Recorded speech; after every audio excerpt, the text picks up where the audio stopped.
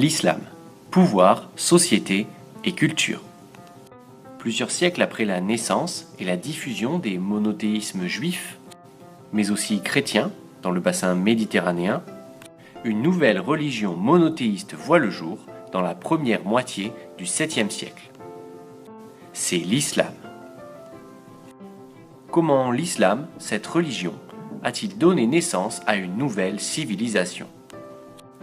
L'islam apparaît en Arabie, avec Muhammad ou Mahomet. Ce marchand caravanier et prêcheur affirme avoir été choisi par Dieu pour transmettre sa parole. C'est ce qu'il fait en prêchant notamment dans la ville de La Mecque. En 622, opposé aux polythéistes de la ville, il quitte la Mecque pour l'oasis voisine de Yathrib ou Médine, c'est l'Hégire. Cette date fut choisie une vingtaine d'années plus tard comme origine du nouveau calendrier musulman. Guerrier, Muhammad renverse finalement les polythéistes de la Mecque et impose le culte du Dieu unique, Allah. Il fait ensuite la conquête de l'Arabie et unit les tribus de la région. D'abord diffusées oralement, les paroles d'Allah à Muhammad seront progressivement fixées par écrit dans le Coran, le livre sacré de l'islam. D'autres textes et témoignages sur la vie du prophète viennent compléter ce texte sacré.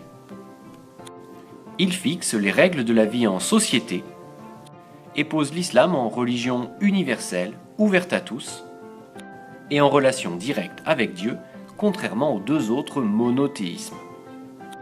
À la mort de Muhammad, en 632, ses successeurs, les califes, à l'image de Haroun al-Rachid, font la conquête d'un vaste empire qui s'étend de l'Espagne à l'ouest jusqu'à l'Inde à l'est.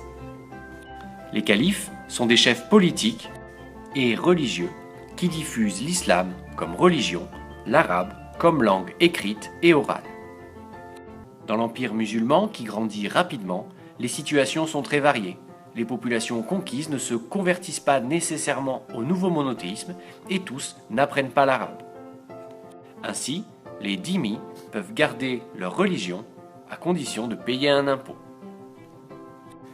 Pour contrôler leur très vaste empire, les califes développent des villes telles que Bagdad ou Fès. Ils s'y installent ou envoient leurs représentants, les émirs. Les villes concentrent les populations et deviennent les cœurs économiques de l'empire.